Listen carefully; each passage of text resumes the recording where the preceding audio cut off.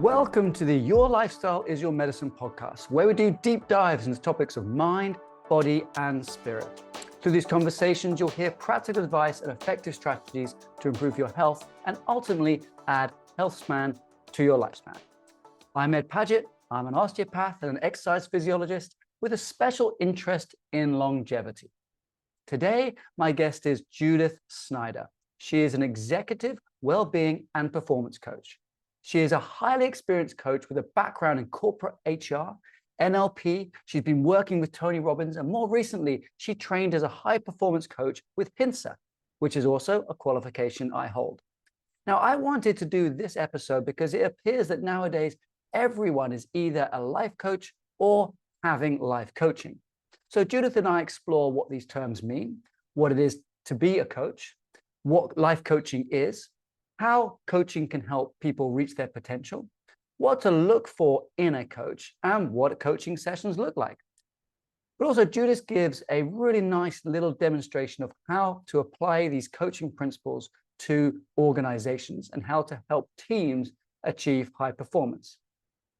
Now, in this episode, we discuss everything from wellness coaching after a health scare to how Formula One teams use Hinsta coaches to continually achieve high performance and how that knowledge can be applied in the boardroom.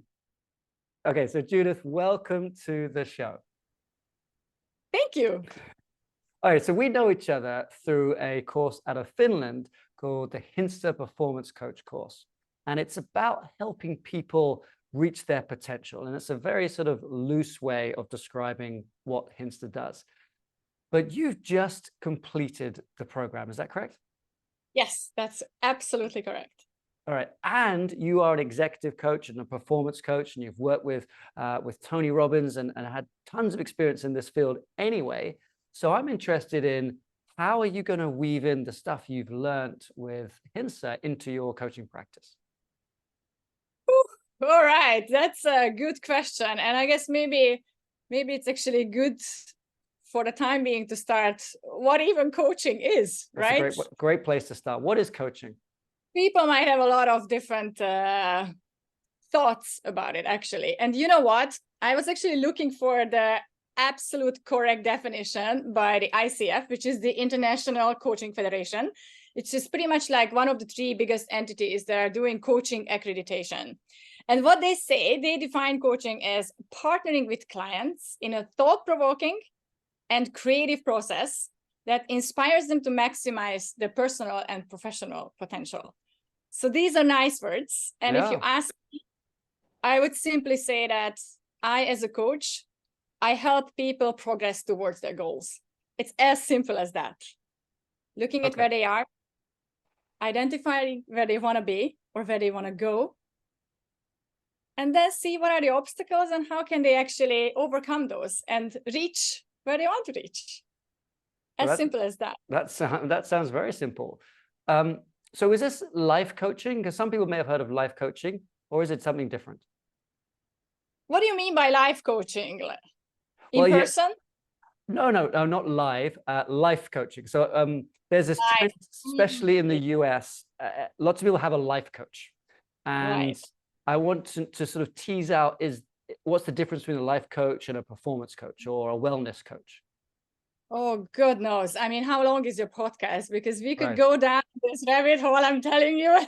Yeah. And still not probably discover the most important. I think you are right. Unfortunately, the terminology of life coach has been a little bit like tainted.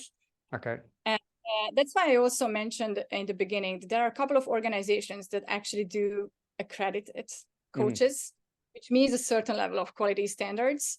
And also certain coaching courses are actually accredited by these organizations.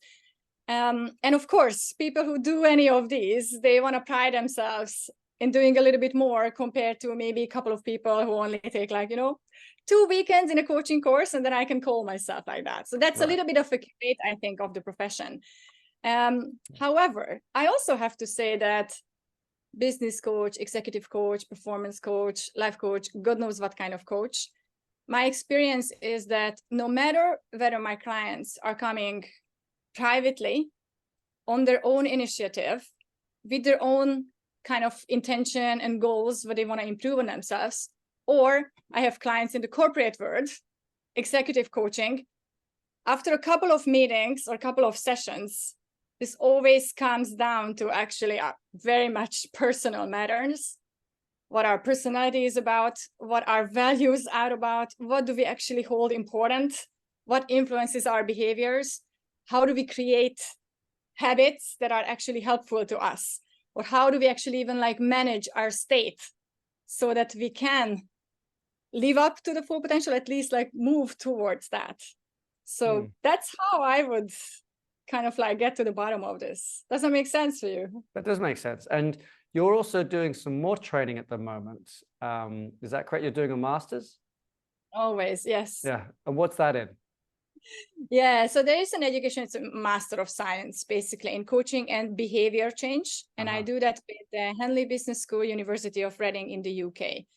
So, of course, I actually chose that because for me, it was also important that I do add evidence-based practices to my portfolio, science-based. And that really actually helped me to look at, okay, what does the research say? And of course, what's great about Henley Business School and this education is that they do coaching research as well themselves. While I also thought that they are a business school, so probably a more practical approach that they have. And the third thing, actually, what I discovered there, which I didn't know before, that they have an approach where they are really pushing the boundaries between coaching and therapy. So many of the different approaches that we have been studying about, they are borderline, or they're actually coming from acceptance and commitment therapy, coaching, cognitive type of coaching, for example, compassion-based coaching, and so on. And many of the tools, they are very, very valuable for coaches as well. So I find them useful at the time as well. So this is definitely one pillar of my approach. Well, just one pillar. Okay. All right. Well, we'll talk about the other pillars shortly. But how does someone know that they would benefit from coaching?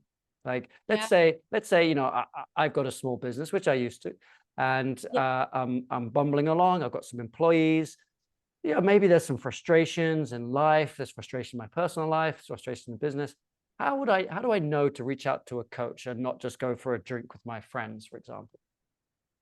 I mean, sometimes a drink with your friends can be extremely valuable and important because, I mean, it also was part of our Hintsa education, how social connections are extremely important, right? So you know, that's keep those at least, as long as you are probably not like exceeding those number of drinks that you are actually drinking with a friend of yours.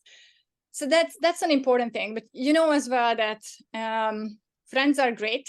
And as usual, everyone is giving you advices, even if they are the best friends of yours, pretty much from their own experience and how can they actually relate to things. Even if their best intention is to support you, they probably don't have the best tools to move you and get kind of unstuck. And pretty much for me, like the get unstuck is one of the very easy way to phrase as well. Like why or when do you need a coach, or when do you want to actually be a coach, is when you feel I'm stuck with something. Now, if it's like a clear knowledge related thing, you don't know how to do marketing for your business or sales, very, very clear kind of way to go for like a professional in that area. However, if you feel that if it's your own limitations, if you feel that like I somehow don't have that like mindset what I need, or I'm not able to, don't dare to take the next step, that's when you can actually say that like, all right, where is that potential that some people tell me I might have? How do I unleash it? What are some of the tools that could actually help you? So you're unleashing a person's potential. Yes. Potentially. If they are committed to the journey as well, you know, it's important. Like I'm not a miracle worker, even though sometimes I love to think that about myself. It's not about that. It's a two-way thing. And, you know, if we go back to the ICF definition as well, I started with like partnering with a client. It's not I have a magic band, you know, ads, bring, everything's going to be great and fine. No, it's a commitment from both sides. I will be there to support you to identify where are you at the moment? What's holding you back? Do you know where you actually want to go? Or is it still something to actually figure out. Mm-hmm. And if you got that, let's see about like, okay, what's preventing you? What are some obstacles that you perceive that they are there, whether in reality they are or they're not? Sometimes we perceive things. Mm-hmm. And then devise a plan of like how to go about it. Yeah, I love it. There's a huge difference between, for me anyway, with spending time with friends and discussing something and spending times with someone who's actually trained to bring out the conversation.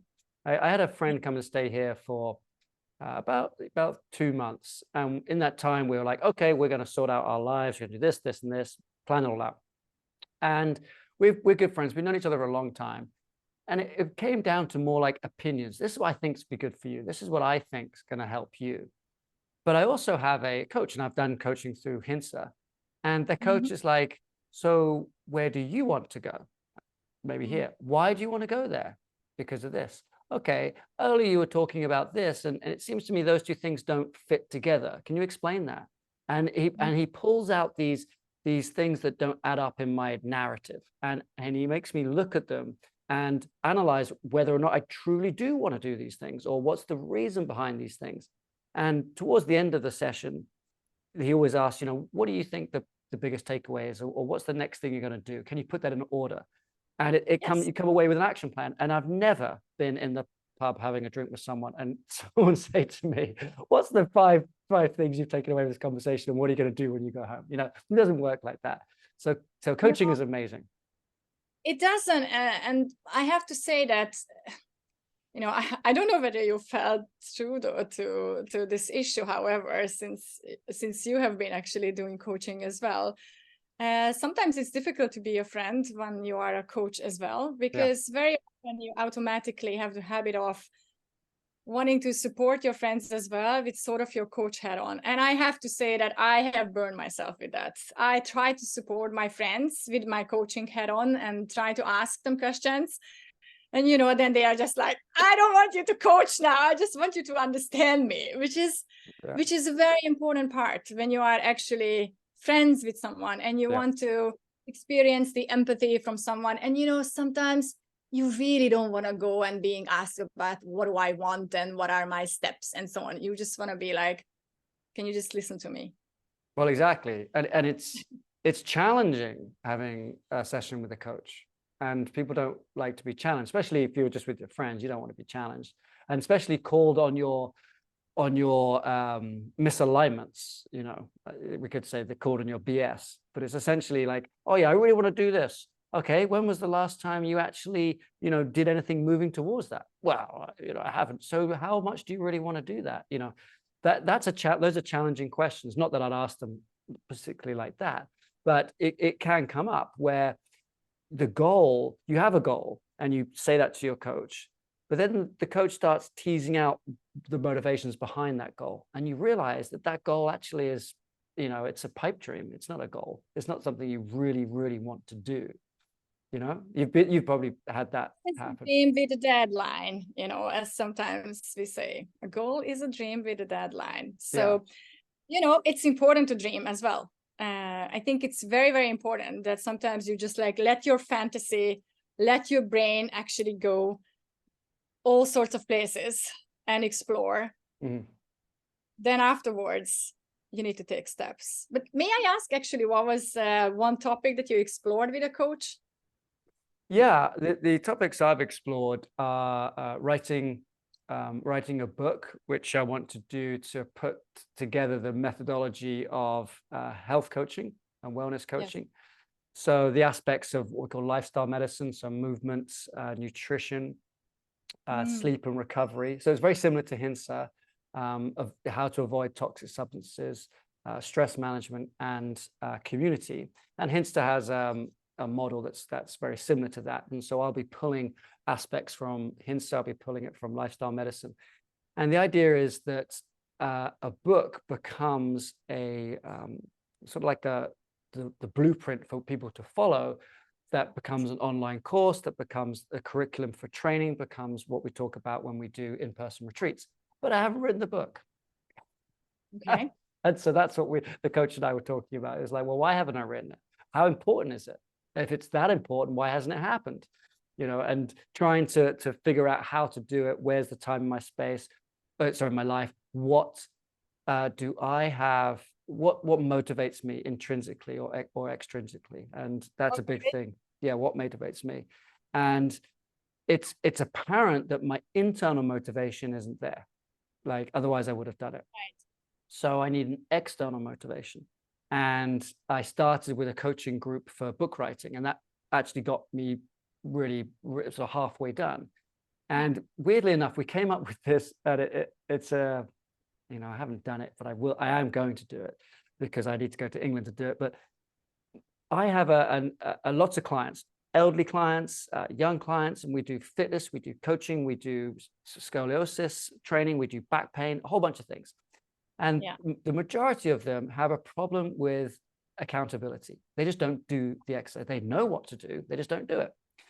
And so what I do with some of them is I say, look, here's my WhatsApp number. Every time you do an exercise, just WhatsApp me. Every time you do the program, just WhatsApp me. I'm not going to reply. Just tell me you've done it. And when I don't hear from you, I will ask you why. And so I expect like bing from clients, and I don't have to interact with them, but it's when the bing stops that I start interacting. So it's like a different, I don't know, the reverse psychology. And he said to me, well, can you do that with someone for your book writing? And I was like, oh yeah, this is a good idea. And so my elderly mother, she needs to exercise every day. And I've got her on one of my programs. She's got to send me a text. And in return, I am going to send her a text that says, I wrote a page today. And the two of us will be back and forth, her and her goals of exercise and me and my goals for book writing. And so that came from a coach. Yeah. I'm so curious because you said it like you need the external motivation. But I'm also thinking, what's in it for you by actually doing this book? What if you don't do it at all? Well, that's the problem. That's the problem. And what are you going to lose out? That's the problem. It's not me that's losing out, I don't think, because I have a business. I've had business. There's income coming in from other areas. That's not a problem. But I feel as though my sort of avatar, the people I want to work with, are men who have their first proper health scare, be that high cholesterol, high blood pressure, back pain that doesn't go away, or they've done something like they want to train for a marathon or whatever it is. They're going through something in their middle age, and they have no idea on how to change that. So, for example, I had a client recently, and he was like, all I got to do is just get fit. And I was like, okay, how would you do that? And he's like, very good. Yeah. He's like, well, I was a competitive college swimmer, so I could just go to the pool and do some of my old routines. That was 25 years ago. He's changed. He's not the same person. And I was like, okay, so you could do that. But what about things you eat? What about how you sleep? What about the stuff you're drinking and smoking? Do you think those play a part? And he was like, well, I guess. But he doesn't know how to change any of those things. So we put him on the lifestyle medicine or the Hintsa program. And we worked with him, we got his cholesterol down, we helped a whole bunch of things. And so I want to be able to offer people that style of support, but without necessarily hiring a coach. Because, coaches can be hundreds of dollars an hour. But a book, an ebook or a physical book, it's going to be $10, $15. And if someone can read that book and get, some really good advice on those 6 areas of lifestyle medicine, that's going to benefit them hugely. What's in it for me? Well, potentially more clients in the future, and I can build a new type of what do you call like a channel or a funnel to come and work with me. But I just want to write the book because it becomes the blueprint for things that I can do in the future. It's very interesting that you say that, because just like 3 sentences earlier, you said, I want to write a book so that they can benefit from it. Yeah, they can benefit from it. Would I be very wrong if I say that, well, you actually have your whole business and you're doing podcasts because you're actually sharing your knowledge so that people can benefit from it? Yes. So that they can have like a slightly better life. Well, that's the idea. And, these podcasts and writing the book, it's like when I work with someone, I don't care how many people listen to this. you know, I don't care if thousands, millions of people listen to it. But what I want from this is a database and a library where someone has a problem and I say, you know what, you need to listen to this episode I did with Judith about coaching. And she's going to tell it, after listening to that, you're going to learn a lot about coaching, and then maybe you want to get a coach.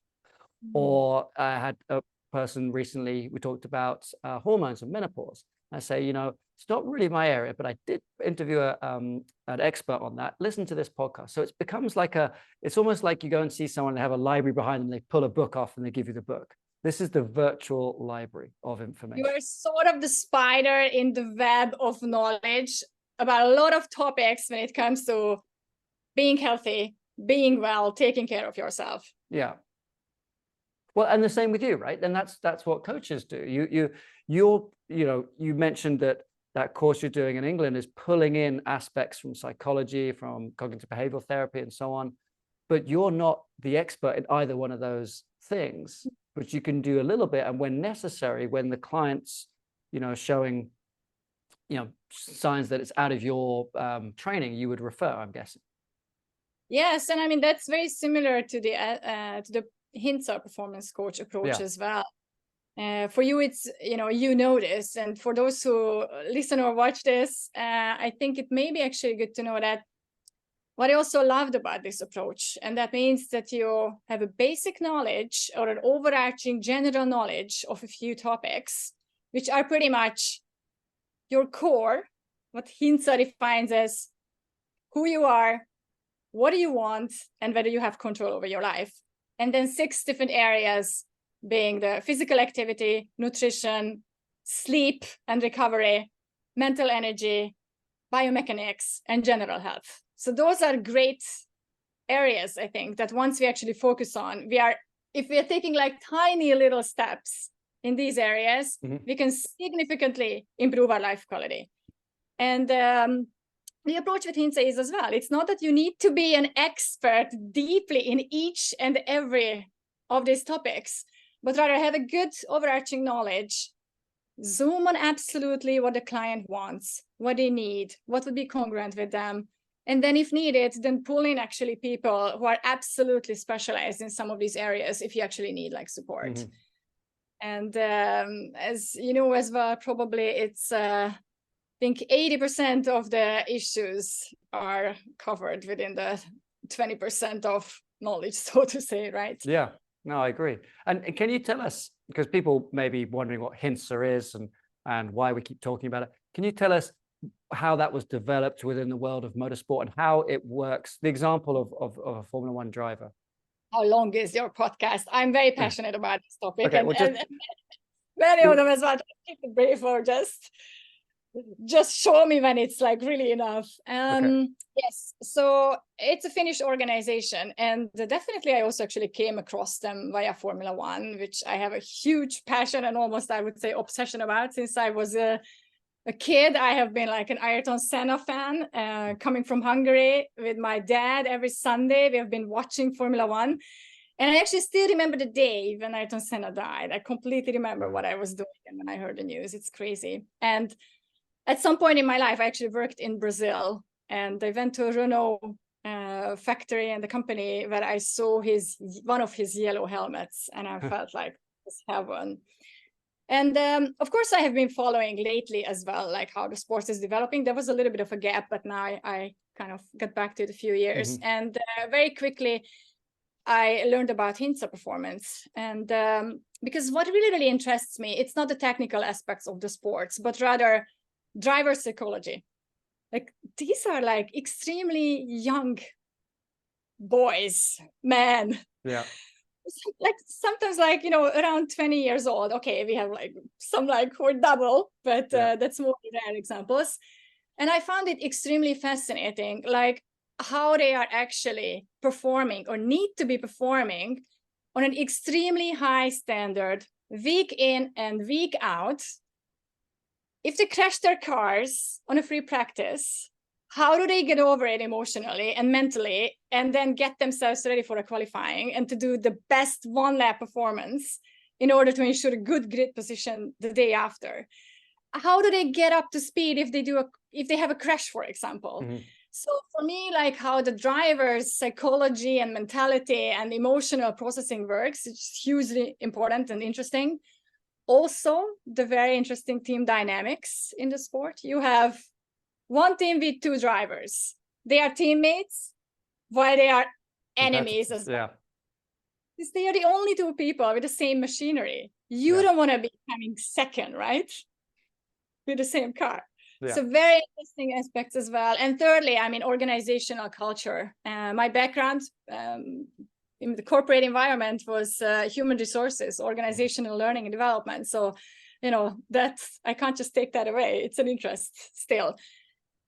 And so, of course, I learned about performance coaches having or playing a huge role in many of these aspects and many of the teams and drivers in Formula One, Hintsa. And I kind of like deep dived into what I have at some point. Read the book, The Core by Aki Hintsa, who has been the founder basically of the company, has been a doctor from Finland, have been working in Africa as an MD, as a doctor basically, and has pretty much actually formulated this approach that I just described before, with focusing on the core and the 6 different areas. And I mean, they have a long history now since supporting. I think it started with Mika Häkkinen, and then now it went up to many of the different teams as well, not only. And so can you just describe the support that would happen, let's say, with one of the drivers?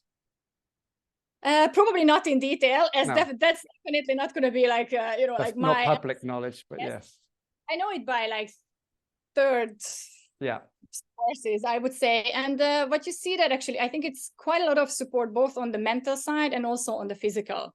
So when you look at the performance coach supporting a driver, let's say a driver or a racing driver, then it's a lot about keeping them fit, making sure that they do the relevant exercises, their nutrition, their sleep habits, and so on. And also make sure that like mentally they are up to the challenge. And what I find also interesting actually, I found it very interesting when I learned about it. How much work does it go, for example, to supporting a pit stop crew? Yeah. Like, have you ever thought about it? That those people are changing, a bunch of people changing 4 tires in approximately like 2.5 seconds. So in order to make sure that people are at the right places, their biomechanics, you know, the way how they move are exactly great, and they are ready and healthy to do these moves in such a short time. It also creates a bit of a preparation. And as far as I know, Hintsa is involved into those as well, with some of the teams, not all. Exactly. Yeah. So Hintsa, I never thought about that. You know, no, like so much. It's huge, isn't it? So Hintsa, they supply these performance coaches who work with individual drivers or some of the teams to keep them fit and healthy in all those different areas of biomechanics and nutrition and stress management and so on. And then they've taken that model and they said, well, if a Formula One driver has to perform, you know, at the best they can every weekend for the season, all over the world with all the time zones, is that similar to a CEO of a high-performing company that's flying around the world, pitching, you know, ideas, meeting with other business leaders and so on? Yeah, they're sitting down athletes essentially, because the driver sits down and works, and so does a CEO. And so they took those principles of performance coaching and they moved it into the CEO world, and that's probably what got you and I both into it. Well, man, maybe the motorsport got you into it. I certainly got a little bit of, you know, anxious when I got into this education, because my background was absolutely on the corporate side. Right. A lot of knowledge actually and experience with more the mental side of coaching and executive coaching and so on. And my experience was lacking actually in the physical areas. Interesting. And, yeah. So I was a bit like, oh my goodness, you know, how am I going to fare here? And as you know as well, we are actually split into groups of 4 or 5 people with whom we are working to very, very closely during the 9 months program. And what I soon realized is some of my strengths can actually be other people's weaknesses or lack of experiences for the time being, and the other way around. I felt it's a couple of things that you said that I wanted to actually connect to, because one of these things also supported me in realizing that there are sometimes specialists coming into this education who are absolutely having their own practice, whether it's kind of like physiotherapy, for example, their own personal training and so on. And they have been used to one way of coaching, which is pretty much from the sports world, meaning this is me. I'm terrible at this. Yeah, I know what you're going to say. But like, someone comes to me and pays for my knowledge. Yeah. What I have accumulated over the years about how my body works. And they come with a problem. I try to give them a solution. I ask them to implement it, do the exercises, or I manipulate them and so on. And then we see how it goes after a period of time. However, what I noticed, sometimes people with this sort of background, they have not been used to asking questions from their client of like, what do you want in life? So they were like, oh my gosh, like how should I ask this question? My client's gonna be like, are you nuts? Why are you even worried about that? I came here to fix my knees and so on. So I think we had like great discussions about like, how can you sort of like integrate the two things? And even when you are a very specialized coach, trainer, whatever you call yourself, how can you sort of like expand your practice? And when you meet a client, start from like, okay, I know there is a thing with your knee. Let's take a step back. And how are you? How are you feeling? How is your life? What are you happy with? What doesn't make you happy? What do you want actually? And then let's also like connect a little bit like how this tension in your knee might actually contribute to things. Maybe it expands, maybe it doesn't. There is an option actually to unpack things, how we are connected. And I mean, mind and body, they actually have like an impact on each other. Exactly. Your thoughts, your mindset has an impact on your body. I just saw actually you shared an article recently about how your beliefs are actually influencing even your physiology. I think those researches are extremely interesting. Yeah. And also it's the other way around. Sometimes, when you are feeling down, when you are not being actually in a good mindset, just moving. And I'm not necessarily saying like go to the gym and push yourself to your limits. That might be also great, but just actually move your body, go out, take a walk on the fresh air is actually having like an impact on your mindset as well. So it goes all around. It's huge, isn't it? And yeah, I was definitely one of those specialists like with the osteopathy that when people come to me and they've hurt their ankle, I'm like, okay, this is going to take 6 to 8 weeks. You need to do this, this, and this, do these exercises. I'll see you next week. And that's what the mindset I brought to some of the coaching. And it's like, no, that's not how coaching works. And I have a friend who's a Jungian therapist. And I said to him, I'm like, do you ever give advice? He's like, no, you can't give advice. I'm like, okay. So when you meet someone and you listen to their story and you're like, this person really needs to get a new job, right? You know that on day one. And he's like, yep, sometimes you sit there for a whole year until that person says, you need to get a new job. And then I said to him, what do you do? High five? And he says, no. Inside you go, yes. Outside you go, why do you think that? I was like, oh, wow, that's tough to do. That's tough to do. But, and for me, learning like the people, sure, they want, when they're in pain and so on, they might want my skill set for that. But the coaching, that's their intro into my world. And then the coaching is what can happen afterwards. It can be, yes, you got a sore ankle. Yeah, you can do some exercise and fix it. Or you got a sore ankle, but that's actually not much of a problem. You got this back pain thing as well that's been there for a long time, and that's because you're not eating right or you're sitting too long. Well, why are you not eating right and sitting too long? Because you got this, and so on and so on. And it all begins to sort of unravel, and then we can coach a person to get holistically healthy. But have you actually ever had cases in your practice when someone was coming with symptoms of pain and so on?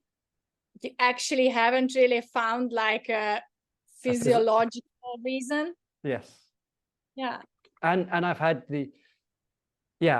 totally. I've had pain, people with pain that hasn't gone away. Yeah. And I know that the solution is not physical, and it's somewhere in the mental, emotional, spiritual space, but I haven't found the trigger. But on the flip side, when I say trigger, so I haven't found the solution. On the flip side, I've also had people that I know the pain's not physical, and I have found the thing. And it's funny because it's, for example, with back pain, there was this really good doctor, a New York doctor called Dr. Sano, and he's got a book called, I think it's Beating Lower Back Pain. And he would have these meetings in his, like in his clinic, maybe 10, 15 people, and they would all have searing back pain, shooting down their legs into their foot. Some of them would have MRIs showing that they've got a disc bulging and it's pressing on the nerve. And he would just take an hour to explain that sometimes when the disc is bulging, pushing on a nerve, it doesn't cause pain. There's no pain. Yeah. Sometimes there is pain, and sometimes there's pain without the disc bulge, or there's nothing. And so he would put a little bit of doubt into the person's mind about what's causing the pain, because that's the first thing. And there's a phrase that says the slightest of doubts is stronger than the strongest of faiths. And what that means is if you've got a little bit of doubt, you're like, well, maybe that disc isn't the problem. And then he explains what else could be the problem. And basically the muscles can get tight because your body's actually manufacturing the pain to distract you from thinking about something else. And so he explains this. And then he says, the good news is you don't need to know what the other thing is. All you need to know is that that pain is manufactured by your body to distract you. And after that hour, he would have documents, but it was about 60 to 75% of people would leave pain-free. Yeah. And when I first heard of that, I was like, no way. And so I tell that story to my back pain clients. And then I do a little bit of, you know, hands-on work to make them feel like that they've got something. And I tell you, these people, 20 years, sometimes 15 years of back pain, they'll get up and they'll be like, oh, it feels better. I don't know what you did. I didn't do anything. I just told them, their subconscious almost, that it was a trick. Yeah. I think it's very crazy. And now I wish I had a better memory. Maybe you might remember, because this just actually reminded me of one of our lectures about back pain with Hintsa as well. And I think there was like awesome statistics about something on the line of Germany is spending more money on treating back pain than maintaining the highway system in the entire country for a year or something like that. Oh, I can't remember that. It's just like, you know, if half of it is true, it's already like a mind-blowing. It's crazy. And there's all this, and you know, back pain is, it's a multifactorial thing for sure. It's not all just in your head, and it's not all just in your back. It can be your hips, it can be your feet, it can be your knees, and all sorts of things. But yeah. Another thing though I wanted to connect back is that you said something along the lines of like our modern times, you know, CEOs kind of like athletes. Yes. And you know, that was one of my kind of shocking learning points or discoveries during the education, because I thought, why do we think that, and why do we actually consider it like normal and accepted that athletes have times of physically really stretching and pushing themselves and then recover, rest and recover, and then pushing themselves and then recover. And then why is it like that? Meanwhile, and you know, this area was not that much familiar to me. Meanwhile, in the corporate world, the language that we are using is, you know, look at any job description nowadays. They want to look for, companies are looking for people who go above and beyond. You give your 110%. You are proactive and always, you know, ahead of the curve, like 24/7 or even more preferably. And I'm thinking like, I mean, it must have occurred to some people already that, you know, knowledge workers are also somehow like endurance athletes. And how can we, why are we actually even expecting people to be 100% every freaking day? Like, how is that possible to be on top of your mind every single time? Is that actually possible to expect that? Or is that reasonable? So for me, looking for the optimal performance and kind of like supporting the people that I'm coaching as well. And then some of them are like, you know, executives actually in C-suite, and they are extremely stressed. And then some of them are actually having like a little bit more issues with like delegating, or they don't actually feel that there are competent people. For example, in smaller companies, startups, where things are also kind of more in a rush, and they don't have potentially that many resources or less experienced and so on. And they just also just put a lot of pressure on themselves. And I mean, that's pretty much, where all coaching process starts. We put a lot of pressure on ourselves. We think that we should all do this and we should be enough, and we are not. We are not able to perform in a good way. And then what they do actually is they feel like I'm not living up to their own expectations and potentially to other people's expectations, which is, you should be always on top of your things. Yeah. And unpacking those processes is a huge part when working with in the corporate environment, I would say. And do you think that's a societal thing then? Mostly their corporate culture or the country culture is work, work, work. And when they're not doing it as much as they can? Good question. I mean, I work in Scandinavia. I'm living in Sweden, in Stockholm. And of course, if I compare this culture with perhaps even like with North American or with a couple of others, maybe this one actually has Scandinavian culture, I think generally has maybe a better, more relaxed approach, more balanced approach when it comes to rest and recovery, keep having actually boundaries. Involving other people to support you and so on. I definitely experienced that on myself as well in my past 2 decades, even when I was just like starting out. And that's definitely helpful. And of course, some of the systemic approaches that are prevalent in these countries. You are being sent on a vacation. You having 3 weeks 3 weeks of vacation after each other continuously during the summer. It's normal. Right. I think that's happening in the US, right? When you have maybe like 2 weeks of vacation annually, good luck with that. Yeah, that's if you've had a baby. Otherwise, you don't take it. Most people don't take it, their vacation. Parental leave could be like a totally, not a subject. No, exactly. It's like, I'll see you in 2 weeks. Whereas in Europe, it's, very different. Yeah, I mean, my experiences here, it's like most of the women, they do take like approximately a year. It varies. Some take less a little bit, maybe 6 months. Some take actually a little bit more, 1.5. Also, men take 2 months or 3 very often when the child is 1 year old. Then I also would add that I come from Hungary. In Hungary, moms often go for 3 years to be with their child. Now, I won't be the judge for sure. I'm not going to make like a statement here whether it's good or not. I think that's really up for everyone to decide. But it also means that you can only decide to the extent that the system actually and your conditions allow. Yeah, it's a shame. But, I think also we have to think about the biology. And for me anyway, one of the surprising things when my ex-wife and I had kids was the breastfeeding aspect of it. And so how long do you breastfeed for? What's physiologically normal, what's culturally accepted, and what you do as an individual.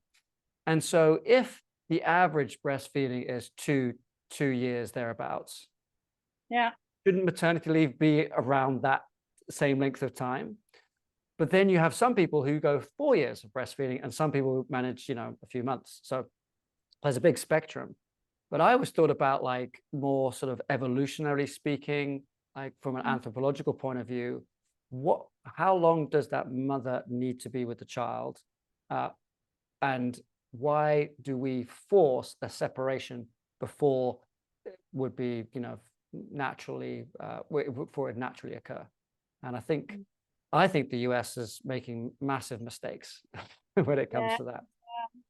There are actually many female coaches who are specializing to support mothers and young mothers, right? Especially with these sort of questions, because I mean, as you mentioned as well, like there are no one set of standards that are actually said, this is the best practice and everyone should follow. And there are so many different opinions. And then of course, like, I guess every woman, every mother feels that for themselves. Yeah. And kind of have a preference based on probably how they have been socialized as well, or what they have been exposed to as well, what they feel actually is right, or based on also like how they've educated themselves. What I find interesting in that aspect is where coaching often comes into play is again here, when mothers don't feel that they are doing the right things and they are not perfect when it comes to nurturing and supporting their children. And I do see not only among my friends and people or women around me, but in wider circles as well, how very often this can create a fairly long-lasting issue for a lot of moms by not feeling enough. And it's the same motive almost, not feeling enough. Am I actually doing the best for my kids? And what if I cannot breastfeed actually? And all those questions of, am I being a good mother or not? And then we are actually getting into the question of identity, which is has a huge, huge impact on how we behave, how we actually make decisions. Are we satisfied with who we are? Are you happy with your choices? Yeah. So we've got one group there that's very easy to identify is new mums, and they may have all these feelings, and they may feel like they need to see a therapist or a psychologist, but actually a good qualified coach in that area could be a person to see as well. And then we have, like you said, anyone who feels like there's I can't remember the words you used exactly, but like they're not living up to their potential. And then we highlighted the sort of the pinnacle, which would be like high-end athletes and CEOs as well. So who else? I mean, does everyone need coaching?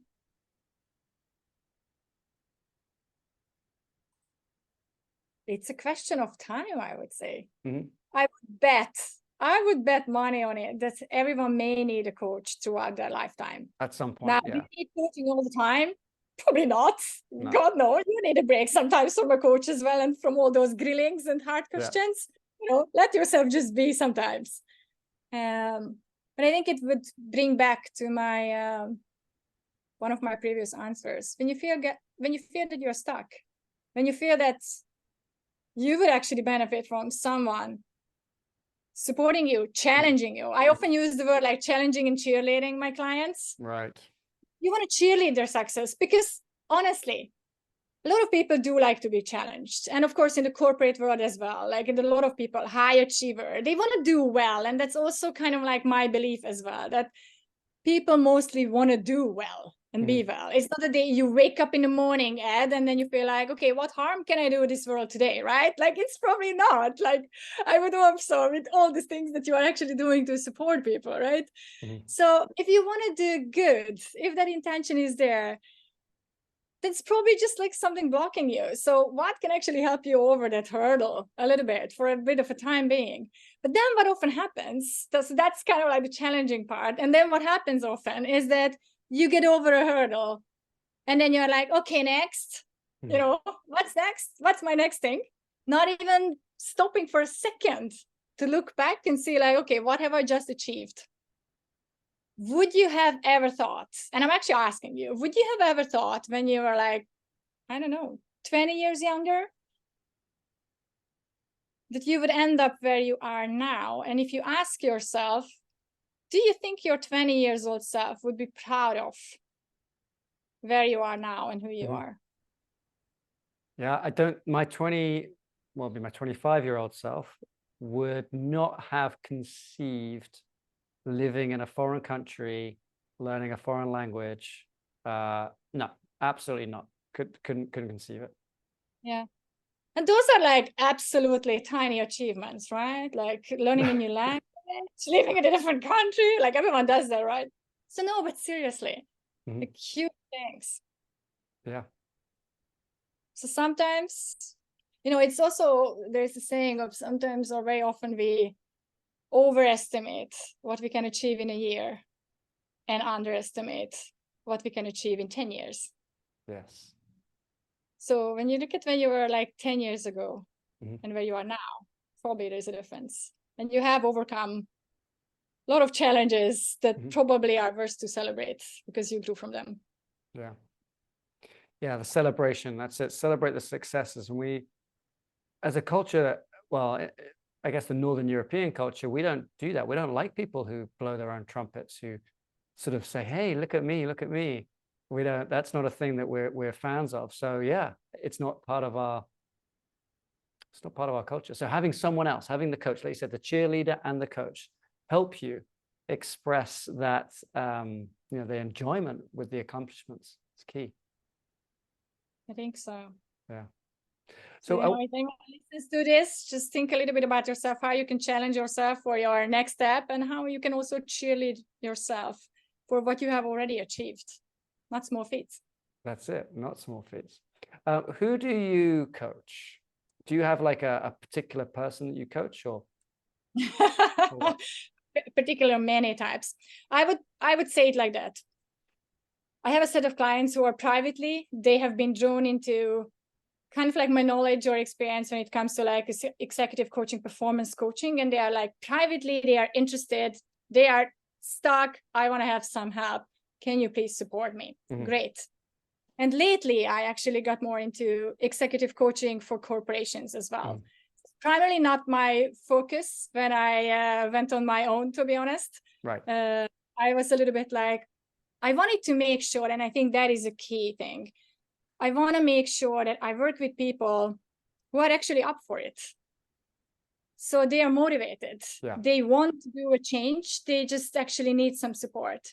Yeah. And sometimes my experience in the corporate world it's a bit tainted, but of course nuanced, that often companies give a coaching support for perhaps like a lower performing person. Mm-hmm. Which is not a problem in itself. It becomes a problem when the company already knows that, well, we probably not genuinely believe that this person can improve, but we do what we are required to do. So here you get some coaching. Right. Get fixed. That's not the thing for me. I've done a couple of those and I realized that it's not a good place to be. Mm-hmm.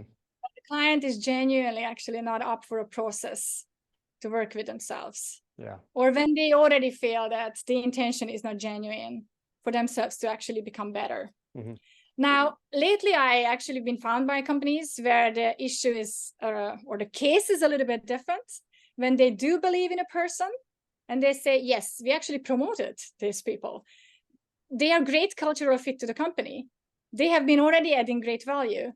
There are a couple of missing pieces. Mm-hmm.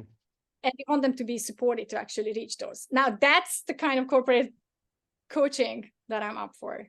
Interesting. So it's super important for what's the motivation, what's the intention.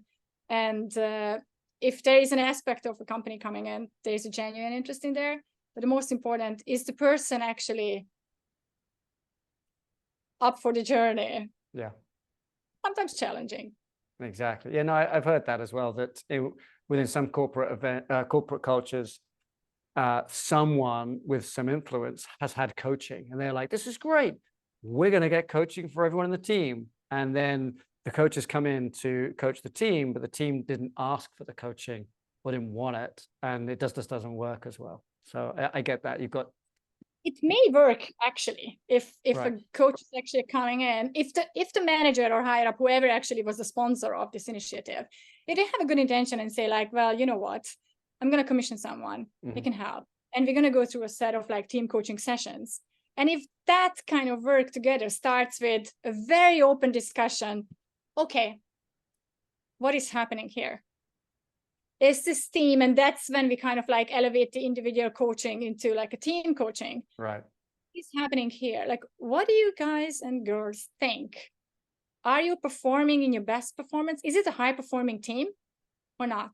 Mm-hmm. On a scale of 1 to 7, 1 to 10, whatever, where do you rate yourself, your team, when it comes to your output, quality of your output, and also like the way of your collaboration? How does it work? Mm-hmm. Okay, why do you say that? What would make it a 10 to you? What's missing? And also, not only focusing on what's missing and what's not there and what's weaknesses, what is there? What are you adding and what this other person is adding and what the third person is adding and so on, and how you can actually build on that. How can we actually build on the strength of the individuals and to make it more, cliche, but 1 + 1, can it be more than 2? Yeah. Nice. A little example of corporate coaching right there. Yeah, teams. I love to work with teams as well, actually. Yeah. We haven't talked about that much now. No. Super interesting and very, very thrilling to see that as well. How when you start working with a team and they're a little bit all over the place and they don't even trust you in the beginning because they feel like, oh yeah, our manager told us to have some coaching. What's going to happen now? And you actually work with them a couple of sessions. Well, more than a couple, definitely more than a couple. When you start seeing actually the tiny changes, how they actually work with each other, that's nice.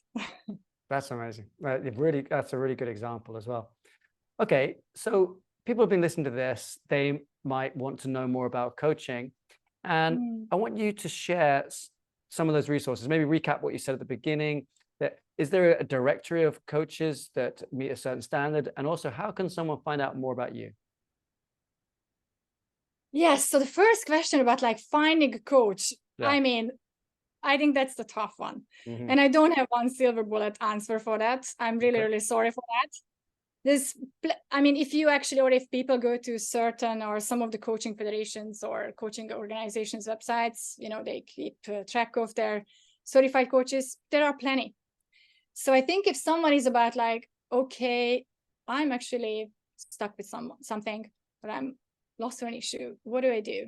And sometimes it's actually just like good to, even if you start like get a Googling going or ask your friends around, ask yourself around, because I think a couple of things when you want to actually choose a coach is that most important is that you can establish a trust with each other, good respect. So you actually can develop a good chemistry, good feeling when you're working with this person. If you have never been coached, it might take a little bit of a discovery with someone. At the same time, most of the coaches, I would say, or the majority of them, they offer 20 minutes, 30 minutes, whatever, how many minutes, discovery session, intake sessions, different names for it, because they also want to make sure that they work with people who fit to them. Because otherwise, you know, I don't want to work with someone with whom I feel like it's not going to work. Yeah, totally. I'm not going to do my best job, but maybe one of my colleagues could actually. So, and I think actually also maybe that's like number one criteria. If you meet a coach who doesn't have any kind of system for that to have an initial discussion, like that's probably already like a no in the beginning. Connect with people, you can get a feel for it. And dare to ask your questions. What is it actually? What is your issue? What is the question that you want to unpack? It's also good to reflect for yourself already in the beginning of, can you be open with this coach? Because if you feel that you need to hold back things, or if you actually cannot share things, you know, how much goes in, or the quality that goes into a process is going to actually having an impact on the quality of the output. So that's an important thing. If it's important for you to have like specific credentials, go for that. If there are other aspects that are important to you, then check for those. Should it be certain religion, specific approach? Do you want to have cognitive behavioral kind of coaching, for example, or acceptance and commitment or whatever? Look for those. Always good to have referrals. Yeah. So if you already know someone who has been coached, check for those. Even reach out to those coaches and then actually ask them like whether they can refer you to someone. Yeah. And how do people find out about you? My LinkedIn is the best thing actually where you can connect with me at the moment. So probably you put it in the notes or whatever. I'll put your LinkedIn in the notes. Oh, well, thank you very much for being on the show. This is a really good conversation about coaching, all things coaching. And I think the clients who listen to this, if they didn't know anything about it, they know something about it. And also they'll know how to find out more if they feel like coaching is in their future. So thank you. It feels like it flew by, actually. It did, didn't it? It was good. Thank you very much. Bye-bye. Thank you. Thank you for joining me in my conversation with Judit Schneider. Now, if you've enjoyed listening to and learning from this podcast, please leave a comment and a suggestion for any future podcast guests that you might like us to feature. In addition, on Apple, you can leave us up to a 5-star review and you can leave a comment there. If you want my help directly with anything to do with lifestyle medicine, osteopathy, and performance coaching, you can send me an email, ed@edpaget.com, or visit my website, edpaget.com. And last, but certainly not least, thank you for your interest in lifestyle medicine.